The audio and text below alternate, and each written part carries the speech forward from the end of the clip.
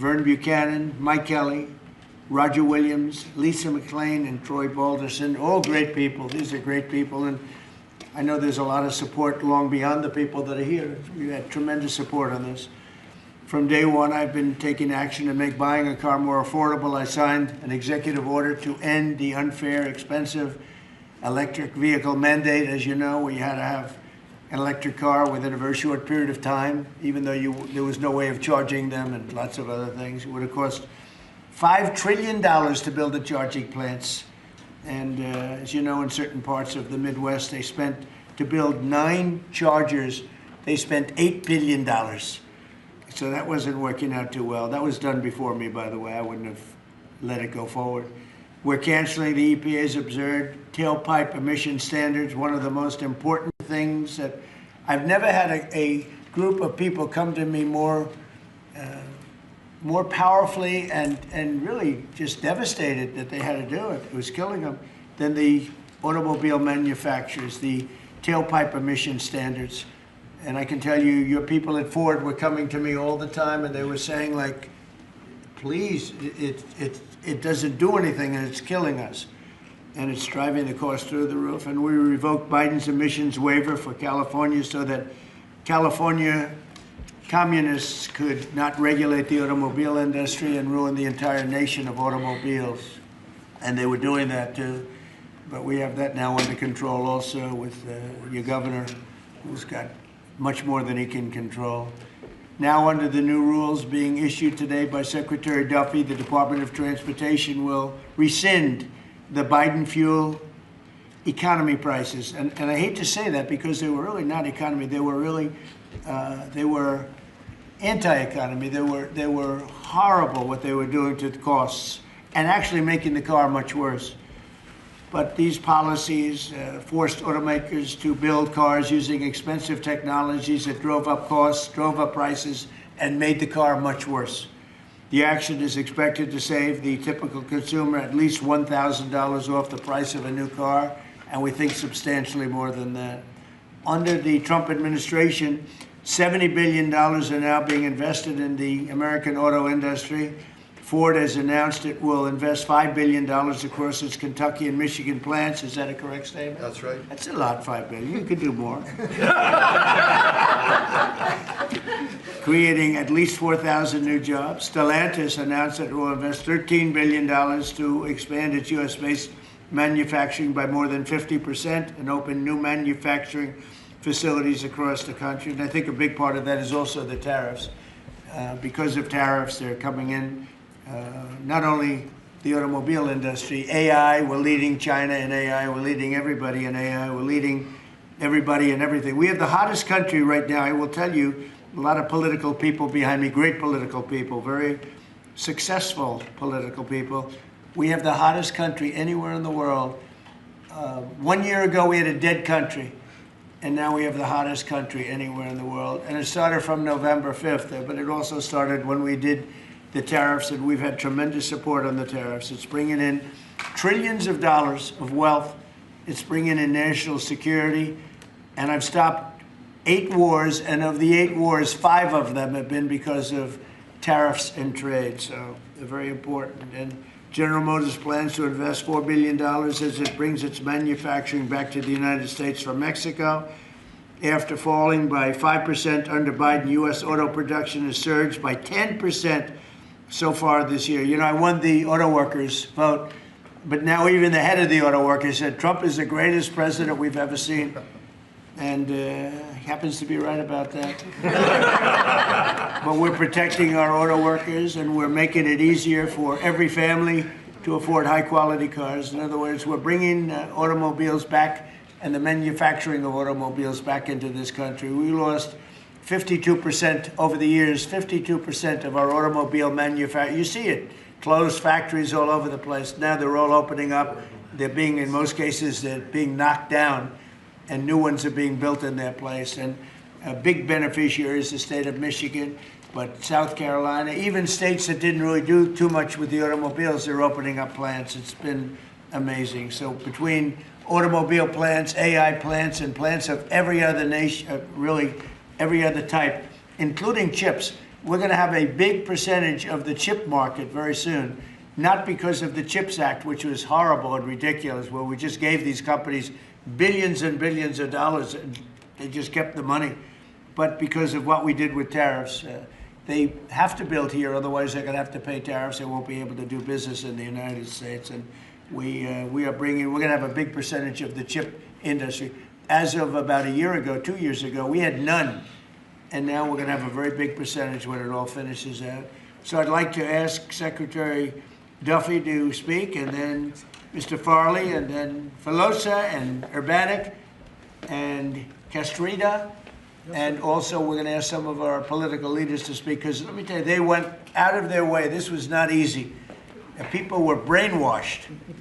This is a green new scam. And people were paying too much for a car that didn't work as well. And now they're going to have a great car that's going to be environmentally friendly, but it's going to cost you a lot less, and it's going to work great. All of the nonsense is being taken out of the cars.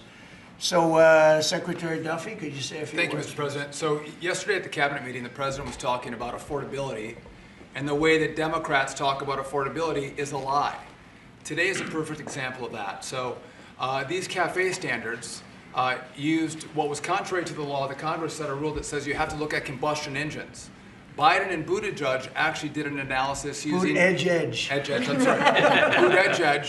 used EVs and hybrids to come up with a 62 mile an hour per gallon standard, which I think the car companies will tell you is completely unattainable. So they spent a lot of money on technology trying to meet the unattainable standard, driving up the cost of a car, number one. And then number two, if they couldn't meet the unattainable standard, they had to trade for carbon, costing billions of dollars, and again, driving up the price of the car. So, Mr. President, what Democrats were doing were not making cars more affordable, they're making them less affordable. The consequence of that is going to be that more Americans can afford to buy a new car, which means they're going to be safer on the roads because of all the great new technology we have that save lives. So we'll have less death on American roads. These rules are going to allow the automakers to make vehicles that Americans want to purchase, not vehicles that Joe Biden and Buttigieg wants them to build, which is important.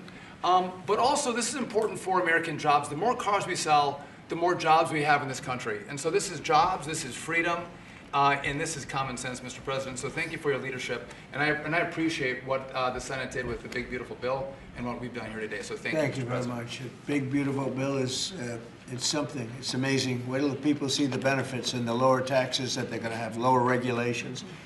So, how about Ford? Mr. President and Secretary, all the important lawmakers here, competitors, today is a victory of common sense and affordability. We're very proud of Ford to be the #1 auto producer in our country. 80% of the vehicles we sell here we make in our country. And we never left, unlike many of our competitors. We're the #1 exporter, and we have the most auto factory workers. And this CAFE standard that is aligned with customer demand is the right move for a lot of reasons. We were #2 last year in EV sales, we were #3 in hybrid, and we're the leading brand for combustion. We believe that people should be able to make a choice, as you said, Mr. President, and we will invest more in affordable vehicles. This allows us to invest in affordable vehicles made in the U.S., which we will take the lead on, and will allow us to make vehicles more affordable. So thank you for making this step for all of you. Thank you very much. One of the other things we're doing, it's separate from this meeting, but I think everybody here would agree with it. If you go to Japan, where I just left, and if you go to South Korea and Malaysia and other countries, they have a very small car, sort of like the Beetle used to be with the Volkswagen. They're very small, they're really cute, and I said, how would that do in this country? And everyone seems to think good, but you're not allowed to build them. And I've authorized the Secretary to immediately approve the production of those cars. So you'll be able to buy, they really are, they're actually, some of them are really beautiful, actually.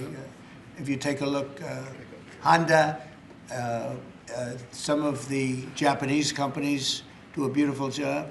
But we're not allowed to make them in this country. And I think you're going to do very well with those cars. So We're going to approve those cars. gonna Would you approve like to say something about that? Well, no, just that he never stops working, so even when he's on Asian time, he's calling me at midnight in the States. But he gave me the directive to clear the regulations on this, to which we have. And so if Toyota or any other company wants to make smaller, more affordable cars, fuel efficient, we have cleared the deck so they can make them in America and sell them in America. They're really nice and less expensive. And it really gives people a chance to have a car, you know, have a brand new car as opposed to a car that maybe isn't so great. And so you car companies start thinking about that. I think it's going to be a tremendous market. Please, would you like to say something? Thank you, Mr. President. It's a great day for us at Stellantis today, because it's the day where we see CAFE regulation reconcile with real customers' demand. That's why at Stellantis we decided to invest to Jeep, Ram, Dodge, and Chrysler $13 billion in the next 4 years, increasing production by 50%, delivering to the market 5 new vehicles, and creating 5,000 additional jobs. That's because we believe in what you, Secretary Duffy, and all your team is doing in this country. We believe in growth, and we are ready to invest even more. So thank you very much. Thank you very much also for this great news of the K cars, which we are very interested in, and we are very looking forward to work with Secretary Duffy, your team, in the future for the next steps. Thank you very much. We'll get ready for those cars because we've We will. already cleared the way. You can start right away. We will. Okay? Thank you very much, Mr. President. Thank you very much. Please. Mr. President, thank you so much for having me. Thank you very much. We support your leadership for this issue that is so important to the auto industry. I'm here representing the hard-working men and women of Orion Assembly in Michigan. Right. The facility, our manufacturing facility there, is currently going through a retool so that we can build additional U.S. manufactured pickup trucks and full-size sport utilities for our customers, and we're so excited about that. And thank you for your support. Secretary Duffy, thank you as well. And this is largely coming in because of the tariff situation. We're taking in trillions of dollars, actually, trillions, and we have so many other advantages, but these great companies are coming back to the United States. They left the United States. If somebody was sitting behind this desk that knew what they were doing, that wouldn't have happened. They would have said, well, you can sell your car here, but we're going to put 100% tariff, and you would have never had the auto industry leave. Again, we lost more than 50% of our auto industry. And now it's all coming back, and I think it's coming back. Ultimately, it's going to be bigger. I believe it's going to be bigger than it was before, actually. But it's an honor to have you here, and please, would you like to say Mr. something? President, Thank you very much. Tom Castrato, sir. I'm the chairman of National Automobile Dealers that represent 18,000 dealers in the country, along with 3,000 heavy-duty truck dealers.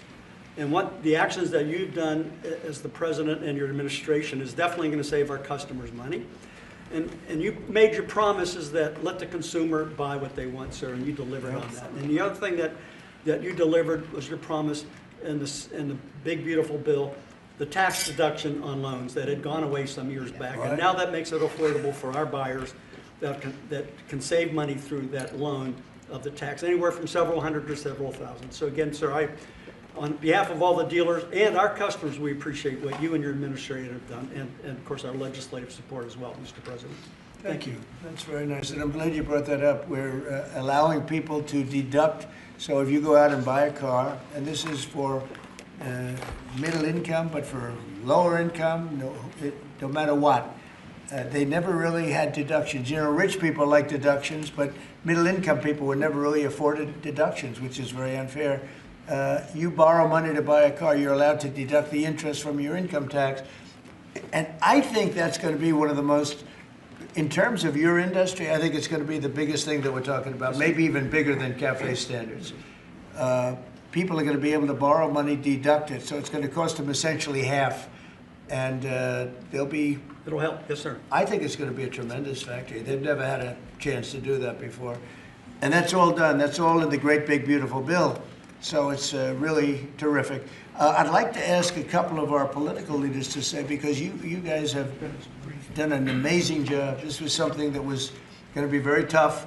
We had to fight lunatics to get it done, and they had no answers. You know, you just present them with the facts, and they just say, well, we're just not going to vote for it. They couldn't talk about it, but they didn't want to vote. I see Mike Kelly, my friend back there, has been with me from day one, right? Yep. What do you have to say, Mike? Well, you know what? I think you hit the key. Everybody's talking about the same thing. You know, In America, look at the way they like each other. You can, now you can see, there's no hatred between these two guys. no, as long as I beat his price, we're friends. No, but you hit it nail on the head. The American people have always been able to choose what they want to buy. Right. They don't want to be taken out of a market by people who, quite frankly, don't even drive their own car and saying, this is the way you've got to go going into the future, and say, well, you may say that, but you're not in the market. You have no idea. And I know the business we're in, at the end of the day, if you were there with me, I'd say, oh, so Mr. President, other than price, what's keeping you from taking the car home today? It's always price. And the fact that we can build a car that's affordable, that people want to buy, that's the key to it. What you've done is unlock the most ridiculous statute that ever came in with CAFE. It wasn't done by the Congress. It wasn't done, it was done by President Obama after the courts failed on it. So thank you for doing what you're doing. You're making America great again in every single way. Thank you. Thank you. It's going to be so big for the auto manufacturers. People aren't even going to believe the impact this has. You know, Mike used to come to my rallies all the time, and we'd have a rally, and it was like 0 degrees. It was freezing everywhere, and he'd sit there without a shirt on. And I didn't need that, you know. I didn't say it was pretty, but he would sit there in the cold, and he didn't mind it at all. I said, that's one tough cookie, right? You lit it up. You know, we didn't need any heat. You were there. We had a good time. We had a lot of great rallies, right? We did. Pennsylvania. Please, Mr. Congressman. Thank you, Mr. President. I represent the dealer. I'm a dealer, and we got some other dealers in here, but this is huge for the dealer body, the local car dealer. We're going to be able to sell what the customer wants. The manufacturer's going to make what the customer wants. We've got all kinds of options to the big bill. It's going to enable people, as we talked about, to deduct payments and so forth. As we say in the business, they've never been cheaper than they are today, Mr. President. And it's going to be a great opportunity for the dealer body to sell what consumers want.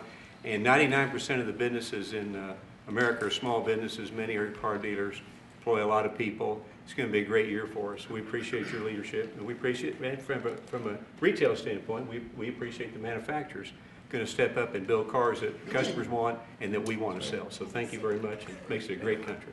He's also a very brave congressman because he was there on the baseball field that horrible day with Steve Scalise and some other people. He was hit, but he took it very well.